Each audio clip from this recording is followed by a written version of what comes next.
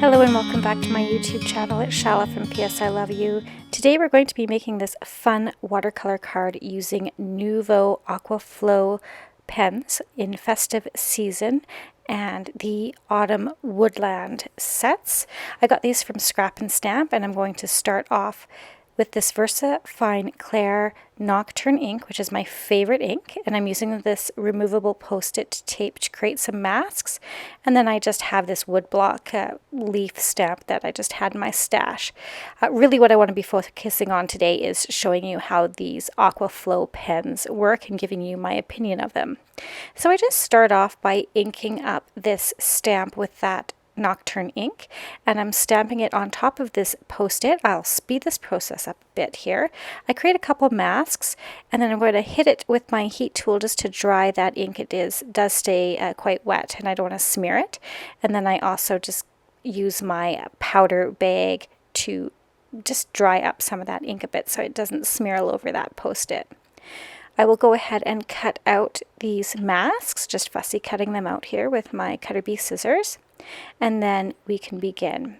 So I start out with some Canson watercolor paper, and I will heat emboss with clear embossing powder. So stamping with that Versa Clair Nocturne ink, sprinkling it with that clear embossing powder, heat setting it, and then I can go ahead and let that cool just a bit because that embossing powder does stay a little bit tacky for a bit. And then I can apply my mask that I created on top. I'm using this mono sand eraser just because I did end up still getting some smearing from that ink, but again, it's not a problem with that sand eraser. So I can stamp over top, again applying some of that embossing powder, sprinkling it off, and heat setting it. Now, all I do is I just continue with this process by applying the mask, stamping, heat embossing, and I'll do that until my background is how I want it, how full I want it. So I'll do that several times. And I'll just show you this last one here. Now this didn't stamp as well as I had hoped, so I'm just using my Copic pen here just to fill that in. And sometimes the Copic marker stays wet enough for that embossing powder to collect on it. If it doesn't, that's okay. I'll show you a trick later on how I fix that. Now I'm just fixing up some of the smudges and smears that I have on my cardstock. Nice to have this handy little tool for that. And how I'm going to fix the areas that did not stamp properly is by using this pen.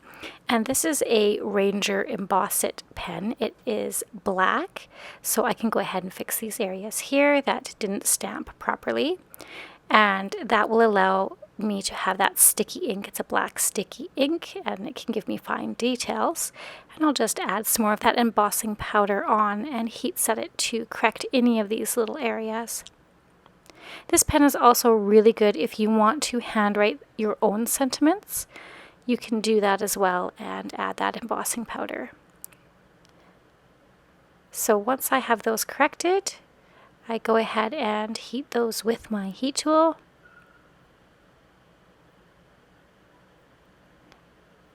And then it looks perfect.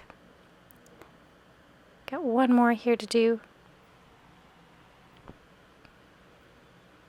And this is just really quite a simple and easy way to fix those mistake areas.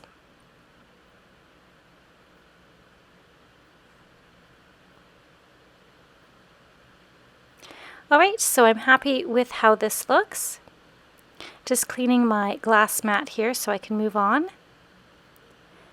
And I'll just tape this piece down to my bamboo board here, as when we do watercoloring, I don't want this piece to warp too much. There may be some warping. I'm not sure how juicy these pens will be. This is my first time using them, so this is just a precaution. This thermopurple web tape, or thermo web tape here, is one of my favorites. It's not too sticky that when you remove it, it rips your cardstock or your paper. If you are still worried about it, sometimes it can happen if you press it down too hard. What I like to do is just put the tape on the back of my hand a couple times, and then I can lay it on the paper and I know that it's not going to tear any of my surface. So here are the sets of pens that Scrap and Stamp sent me to use. So thank you very much, Scrap and Stamp. This is that festive season. You can see the colors there on the sides. And this one is that autumn woodland. And again, the colors are shown on the side there. On the back, it does say not for children under 14 years of age to use. Now, I'm not exactly sure why, but they obviously have it on there for a very good reason. So I would, recommend that you follow their recommendations. So these pens, I would probably store them either sideways like this, or I would have them with the paint nibs facing up so that they don't leak. Sometimes, I don't know if you've used a Wink of Stella pen, sometimes that one can kind of leak out, or if you have the Aqua Flow pens that you just add water to, those watercolor pens, they can leak. So either store them sideways like they are in this package here, or store them so that the cap is up. So I have this Aqua Flow water paintbrush here, and I've filled it up with water and I'm ready to go. And we'll take a look at these. I will unscrew the top so the paintbrush portion is still inside the lid. You have this little ring and you just throw that away. You don't need it anymore. Unless you have a craft project with it, I don't know, you could probably make something out of it. And so you're going to very carefully thread this portion back onto that other portion of the pen there. Now, again, you want to make sure you're not cross-threading it, that it goes on nice and easily, and you should feel a click. Now, here's the trick. You should feel a click. I wasn't feeling a click, and it didn't dawn on me that I wasn't feeling the click because I should have taken the lid off the paintbrush portion first. I was just turning that protective lid over and over again, and that was like a really silly move on my part. So yeah, it took me a while to figure that out. I wasn't the swiftest person at that point. So I recommend you actually removing the cap off of the pen and then going through this process. So I do get it to eventually go on. I wasn't too quick in that process. Have you ever had those moments where you're like, wow, that was a moment. I did not think this one through clearly, and this was exactly one of those moments for me. So I was on the struggle bus figuring this one out, so I apologize for that. So yes, I am going to finally pull it apart here and figure this out. Oh, that works better. Click, there we go, there was that click. All is good. Make sure it's nice and snug. All right. And now I can go ahead and show you how this works. So on this pen portion, you can see that's got a little brush nib there. On the pen portion, you want to squeeze it. And there are places right here that say press. And that's where you're going to press to get that watercolor to flow down through that nozzle into the brush portion. So I'm squeezing it lightly. You don't want to squeeze too hard because it can projectile out. And I wasn't sure how watery these are, so you can kind of see it coming down there through that clear portion into that reservoir. And I'm really trying to press gently. And so holding it straight up and down seemed to be the best, but you can see it starting to come there, and there it drops out. Now look at that pigment. The bristles are a bit stiff, so I'm just kind of working them into that watercolor there. Look at that, is just a beautiful pigment color. I love this orange. And you can see that it's all nice and juicy now. I'm going to put the cap back on, and look at that. That is going to be so much fun to work with. It's not bleeding through the cardstock or the watercolor paper, so that's good news. I'm going to go ahead and continue taking the little protective caps off of these, putting this back on, and again, I didn't learn the first time of removing the lid, but you turn it on, making sure you're not cross-threading it. There you go. I'm going to remove that cap, and you just turn it until you feel it click into place. Now, if you have the Wink of Stella pens, you will be familiar with this process. Again, the bristles are stiff. And again, I'm just gently trying to get that watercolor down into the reservoir. Look at this green color.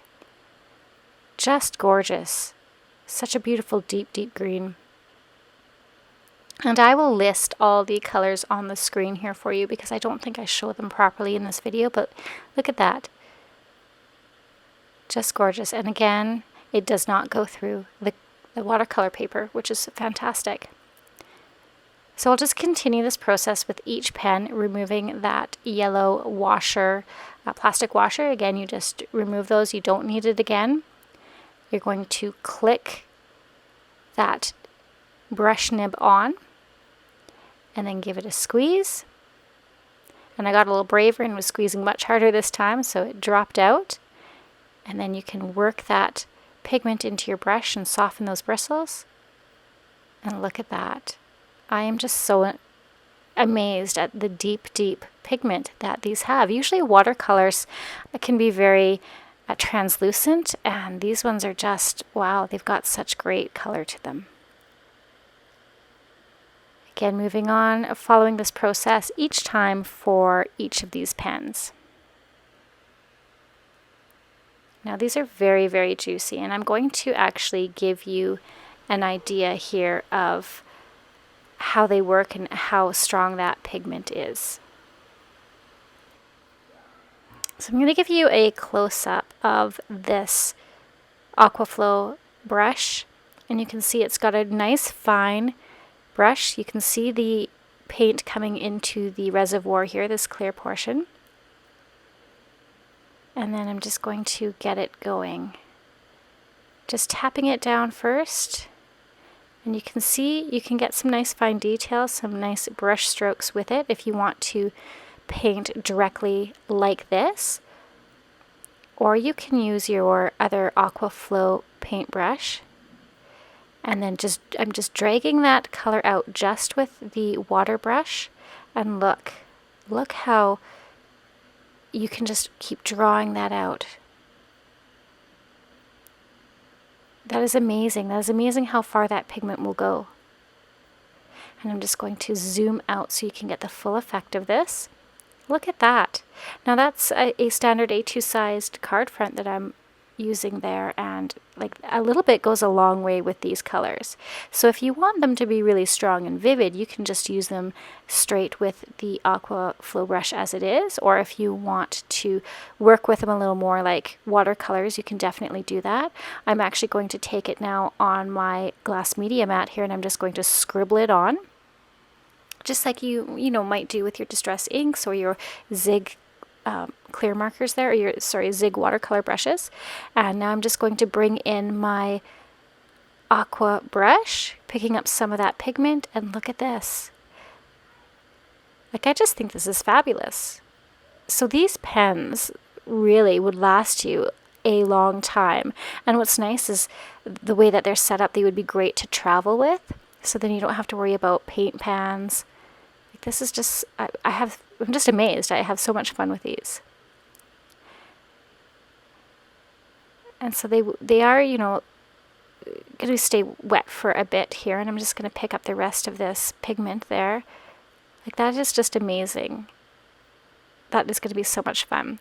And I am going to now just really go ahead here and play with them on the stamped image that we have created. So the first color I am picking up, I will list on the screen. I don't think I can quite read it right now.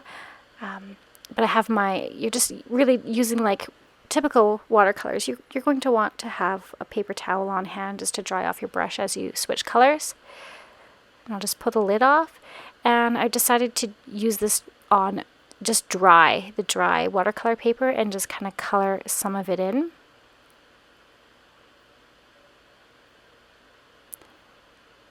And I'll zoom in a little bit here just so you can see that better.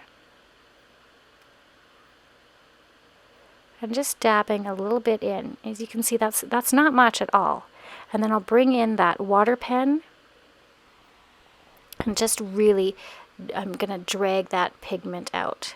So I'm just making sure my brush is clean. I'm just dabbing it off on the paper towel. And then I had a little stray bristle there, but I'm just going in and adding just a little bit of water and dragging that pigment out. Again, just kind of seeing how far I can pull it out and how much there is to work with.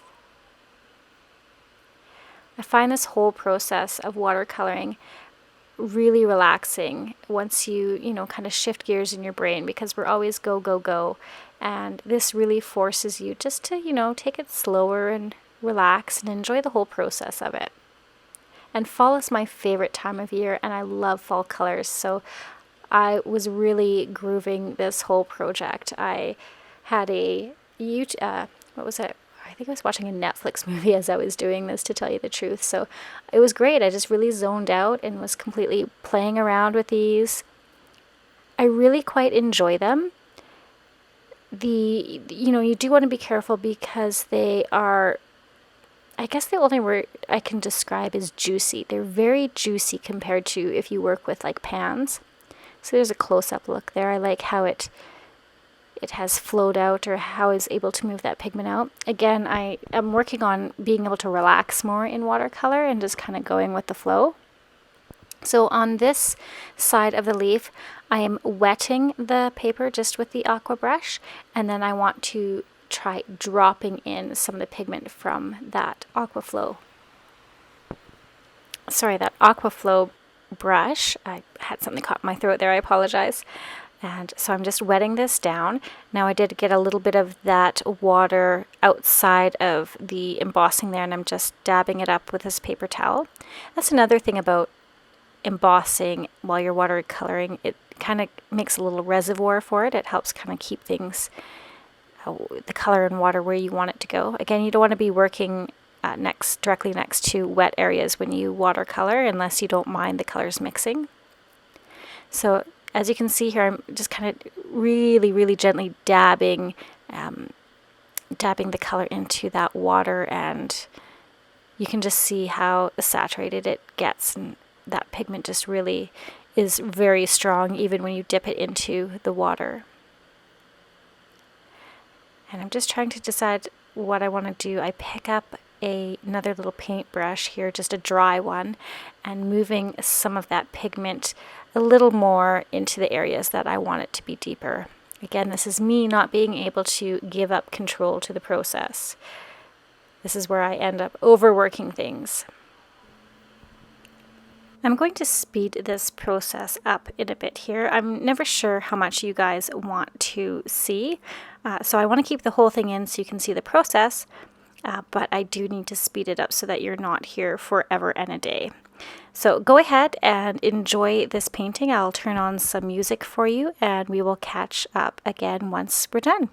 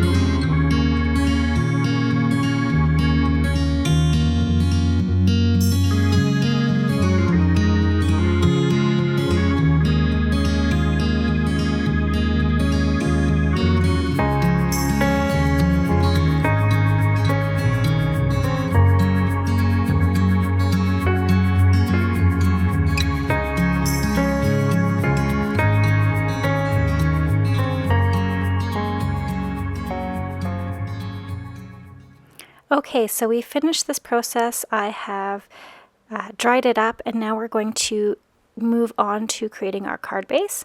So this is a standard A2 size card. I am just scoring this at 4 1/4. So that would be the 5.5 inches by 8.5 inches squared at 4 1/4. Sorry, math was really hard there for a minute. All right, so I've gone ahead and I have stamped and gold heat embossed some sentiments here. It's a thanks sentiment. And I've also added some of the chipped sapphire distress ink. I've watercolored that in onto the background. I've layered those sentiments on some, I believe it's Lawn Fawn Sunflower cardstock, just to set them off a little bit, and then I fussy cut around them. I am using this black licorice cardstock for the card panel here, just to mat our watercoloring.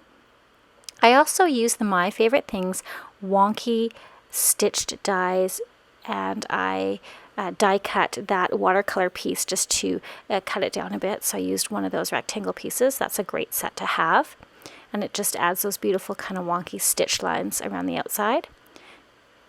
Using a tape runner adhesive here just to adhere this down.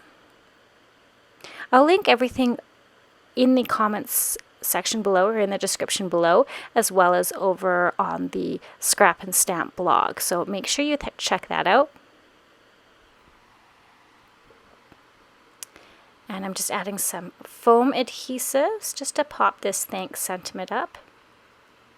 Do comment down below whether you like to watch the whole process of watercoloring, or if you just like to go ahead and skip to the good parts. I always like to know what people prefer. I like to keep it in, usually just because I don't want you to miss anything. But again, let me know what your preference is, and I'll try to accommodate on my next videos. Alright, so just getting the layout for this. I like it closer to the top third portion there better. I'll remove the adhesive from these foam squares and lay this sentiment down. I really like how that gold heat embossing looks with these sentiments.